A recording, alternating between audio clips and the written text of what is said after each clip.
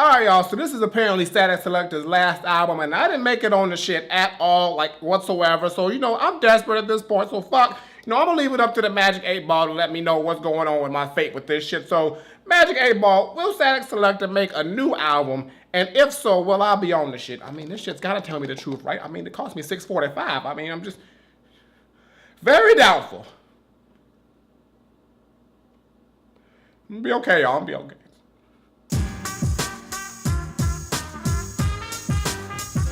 What's going on, everybody? It's the Granddad Woolly, and you are here again for another edition of Woolly Reviews Hip Hop Data. We got an album review today. We're gonna talk about the brand new album that just fucking dropped from one of my favorite producers out of the East Coast. I've been riding with him for a long fucking time, and everything this motherfucker drops is that pure, unadulterated fire. And now apparently he has given us his 8th and final album that I'm not on. I don't know why. I tried. I didn't. I don't know what to do. I don't know the way into the system. I'm trying. It's okay. I'm gonna be okay. It's maybe 7. He said 7 was the last one, and we got this shit. So maybe he'll. This motherfucker's back. He dropped the new shit. I'm not on it, and I wish I was. I mean, just it's okay. I'm gonna live. You sure? Not certain. I don't. Talking about the new album from Statik Selektah entitled 8. Now, for those who don't know, like I said, Statik Selektah is an East Coast producer who's been doing this thing for many, many years. He's signed to Duck Down, but he's also got his own label called Show Off, and he's also now affiliated with Roc Nation, so he's doing big things, and he's produced from everybody from Joey Badass to Action Bronson to Eminem and everything in between. I mean, he's pretty much produced for everybody except for, I ain't got no money either. I can't pay you, man. I'm just saying, we need to just talk about the album. Just talk about the goddamn album, Granddad. So now let's see what Statik Selektah brought to this 8th and final album, and if 8 is in fact a great album, or if it's just disappointing like when you playing pool and you got that last shot with the 8 ball, but you miss and the cue ball goes in the pocket and you fucking lose. That's a fucking terrible time. You disappointing everybody but yourself, and then you realize it was just you because you fuck it up and you whack. Let's talk about the shit. Now, when I first popped in this album and I tuned into the production, which is all handled by Statik Selektah, of course, I realized that Statik has went to his traditional roots with his production on this album. He's given us that classic New York hip-hop sound, the boom bap feel, but he also has a lot of great instrumentation on here. He plays around with a lot of crazy samples on here, and he gives us that gritty hardcore sound that we love to hear from him. And what is really cool is that he's managed to take all these tracks, it's 18 different tracks on here, and even though they have different sounds and styles and they do separate from one another, they all cohesively sound good together, and it sounds like one great piece of work production-wise as far as a New York sounding hip-hop album is. And there's no disappointments with the production on here. Statik Selektah's beats from 1 all the way down to 18 sound great. They sound lush. They sound fully fleshed out and put together, and I really enjoyed every beat that was put on this project, just like every other Statik Selektah project. The dude does not miss when it comes to the production. That's why he's one of my favorite producers. Now let's talk about who we got on this motherfucker, because he got a lot of motherfuckers on this album, but it's a compilation album, so you got to, because he don't rap, so we got to get the rappers to come through and do it. So he's got Harley Harl, which is actually his daughter. She does like a little cute intro in the beginning, and then Francesca, who I think does a singing intro. That's all done with the intro. It's called Harley's Blues, which is really cool. And then when it comes to actual MCs and rappers,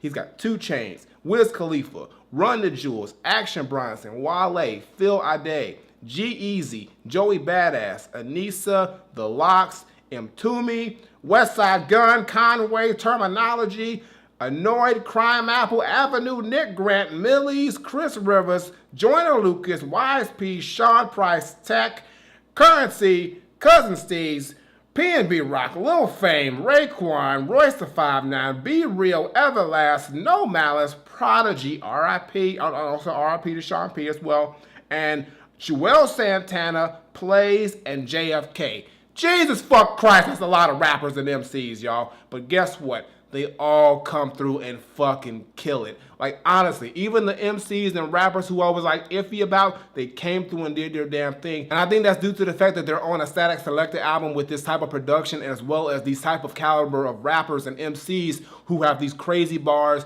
that they gotta step up and do their damn thing. So it's good to see them kind of like stepping up their lyrical ability, like G-Eazy and 2 Chainz really stepping up to really, you know, match the likes of a Joey Badass and a Joyner Lucas and a Raekwon and a Royce. So it's good to see everybody putting their best foot forward lyrically, and the fact that Statik Statik Selektah can bring that out of them always makes it a great time when you listen to his project, because you know there's not going to be any slacking on the lyrical side. And I gotta say, I really didn't have any issues with any of the MCs on here, and all the songs on here, they worked. The great thing about this album, even though it's 18 tracks long, is that the songs don't overstay their welcome. It's like an in and out motion. It's like the rapper gets a verse, or maybe they'll do a hook, but each rapper gets a verse, they do their verse, the song goes, and it goes to the next one. It doesn't drag on, it keeps going, it keeps the momentum flowing, and you really don't feel like you're just sitting there listening to a super long album. You're listening to a great compilation of good, solid, nice sized songs, not too long, not too short, and then, it goes to the next one. And the longest song on here is like a 6-minute song, and I think it's called What Can I Do For You, which is actually 2 songs in one that showcases a lot of MCs like Crime Apple with Noid, Chris Rivers, some who I know and some who I don't. And that came off as a song that was really, a showcase song that showcased all these different MCs who were up and coming. I mean, I should have been on that song. I could have gave him a bar 40. It's okay. And then you got the surprise joints like Man of the Hour, which is the 2 Chainz and Wiz Khalifa collaboration that really came off really well, and I enjoyed that song. You got the Run the Jewels song, which is really a surprise. You got the Be Real and Everlast, the House of Pain, Cypress Hill collaboration that's called Shake 'Em Up. That's really dope. I mean, there's so many cool moments on this album, and everything just works and just sounds great, and it fits well, and the whole album is just cohesive. And the only thing that stopped this album from being like 100% purely perfect is the fact that, there's no Granddad Woolly feature. I mean, that's not his fault, though. I mean, is it? Maybe. I'm not trying to blame you, Statik. I'm just saying things should have happened that didn't happen, and I don't know why they're not happening.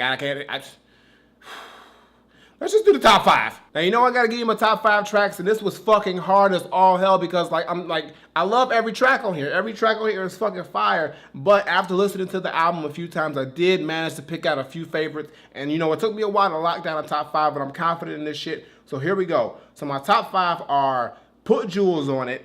And then you got, hold on. But You Don't Hear Me, though. And then we got, hold on. It's a lot of fucking songs. I gotta shut the wait. Just give me a second, goddammit. Where is it at? Okay. And then Nobody Move. And then Pull the Curtain Back. And then Disrespect. Okay, so let's go back up. So the first song on my top 5, Put Jewels on It, is the Run the Jewels collaboration, and this shit just came off so goddamn perfectly. Like Killer Mike and LP, like if y'all remember, like I said, I wasn't a huge Run the Jewels fan, but they won me over after RTJ3, and that momentum is just keep going because they sound so good on this Statik Selektah beat. The beat is just this really like grimy, gritty, but mystery type sounding beat on here that just fits their flows well. LP is killing it. Killer Mike is killing it. Of course, they come together and do the Run the Jewels thing. The beat on here is just sick, like I said. They got some nice dope cuts, and they really did a good job incorporating that Run the Jewels vibe and feel into the Statik Selektah production. So it's like a match made in heaven. And when I first heard this shit, I was like, this shit is fucking dope. And it just made me think, what if? What if we got LP and Statik Selektah just collabing together on a project and they just did some crazy production together? That shit would sound amazing. So this shit's dope. Run the Jewels killed it. Statik killed it. Fucking definite standout of this entire album. The next song, But You Don't Hear Me Though, that features the Locks and Them To Me, is another dope song. I love the beat on here. It's really chill. It's got a laid back vibe to it where you can just, just vibe out with it. But I like what they're talking about on here. The Locks is pretty much reminiscent on back in the day when shit was good, music, and just pretty much them reminiscing on the good old days, and them not really hating on what's going on right now, but they're just saying what's going on right now was okay, but it wasn't nowhere near as good as what was going on back in the day, and that was they shit that they fuck with. And you got Styles, Jada, and Sheek just giving their perspective on that with 3 really dope verses. To Me coming in with a really, dope, I guess he's on the hook, but he's giving these really cool vocals on the hook, I believe. But it just comes together really, really dope. It's a standout track, one of the best Lock tracks I've heard recently. I wish this track was on their last album or something like this was on their last album, but it's good to hear them on this shit, killing it, of course. Love the track. LOX doing the thing. I mean, shit, it's just fucking dope. And if you didn't hear it, you need to hear it right now, but you don't hear me though. The next song, Nobody Move, features Raekwon and Royce the 5'9", and I mean, just think those 2 names on one song, the bars are gonna be crazy, and it is. I mean, Raekwon comes through with that classic Raekwon vibe and verse. He's killing it, and so does Royce. But the thing about Royce is Royce's voice sounds a little different. It starts off somewhat normal, but as the verse goes on, his voice kind of changes. It's like he's I don't know what it is. It's like he sounds like he's got like braces in his mouth or some shit. I mean, he's still killing it, but I just picked up on it and I listened to it a few times. But it's just like someone was like, I don't know, maybe Royce is just trying a different sound or vibe with his voice, but I don't give a fuck because he's still killing it. I'm waiting for Prime 2, but I did notice that. But overall, the song is fucking fire. The beat is crazy. It's another grimy, gritty beat. It fits their flows well. They're doing their damn thing. I mean, I got really nothing much more to say. This is a bar fest from Raekwon and Royce, and they're doing the damn thing. So shit, listen to the shit and see if I'm not tripping with Royce's voice. Listen to that shit. See if you hear what I hear. The next song, Pull the Curtain Back, features No Malice, and this is probably the shortest song on the entire album, but I goddamn wish it wasn't because it's fucking fire. First off, the beat that Statik gave No Malice is perfect because, you know, No Malice done found the Lord. He's rocking with Jesus now, so he's got this church vibe with this church-like choir in the background and these hard-hitting drums, and it's just like a dope-ass head-nodding joint. And No Malice is coming in with that classic Clips vibe and sound with his voice and his delivery, but he's just switching up the content. And he's pretty much like, he's rapping about, like, you know, his faith and everything like that, but he's not really, it doesn't sound Christian rap. Like, it still sounds Clips like, which is dope. And he's killing it. And he's also putting some game out on the verse. He's really just saying some wise words. And it really just gives me like an inclination like, yo, a No Malice Statik Selektah album would sound dope too. Like just them two together because it just sounds really nice. Like his vocals, his delivery on that beat was just fucking perfect. And I really wish we would have got like another minute in this song. But it's still dope. It's still fire. Check that shit out. Shout out to No Malice, you're doing the damn thing. And the last song in my top 5 should come as no fucking surprise because this is probably one of the best songs on the damn album. Disrespect featuring Prodigy, R.I.P. to Prodigy. This fucking song right here is so fucking, like I said on Twitter, this song is filthy with a side of nasty because it's just so grimy and gritty. The beat just gives you straight ugly face, and fucking Prodigy is coming in with that classic Mobb Deep flow and grit, and he's just killing it. The fucking hook on here is so goddamn dope. His voice is just like perfect for this beat, and he is doing his damn thing. You just gotta listen to this song. This song made me miss Prodigy even more, and I'm pretty sure there's more Prodigy verses and songs out there that are gonna get released, but I'm sad for the fact that at some point we're not gonna get any more Prodigy, you know, verses or releases, because it's like, I mean, and it's a shame because he's so damn dope, but I'm glad that we got this song. It sounds great. And it's just like, it's like when I first heard it, I was like, this shit's gonna be top 5 automatic. R.I.P. to Prodigy, still killing it from beyond the grave. And that's my top 5, y'all. But honestly, y'all, Statik Selektah has another great album under his belt. This dude is just killing it on the albums. Like, everything he drops is fire. Everything he's a part of is fire. And I'm glad to see that he's just getting better and better and putting out better and better projects every time. It seems like every album just gets better than the last. And this one is no different. And it's a shame that this is the last one. Statik, come on, give me another album. Just give me a chance to like get on an album. It's a dream. It's a goal. Magic 8-Ball, can it happen? Will he change his mind? Reply Hazy, try again. What? Nigga, what do you mean? Just give me a definite. Come on, give me, please. Cannot predict now. God damn it. Fuck, this shit is rigged, okay?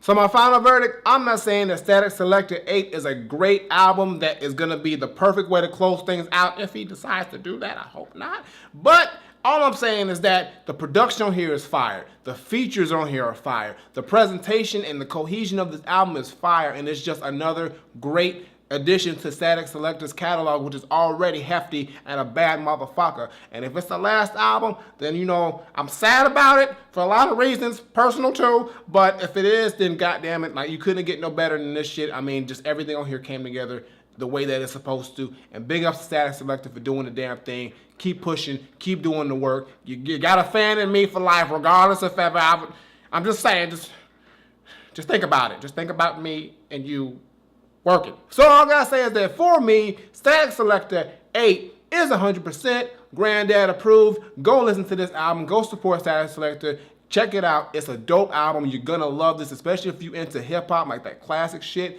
I mean, there's so many dope features on here. There's a song on here you're gonna fucking like. There's no way you're not gonna like a song or 18 on here, because I mean, it's just impossible because the shit's fucking fire. But I got nothing more to say. Statik Selektah 8 is Granddad approved. So go listen to the shit right fucking now.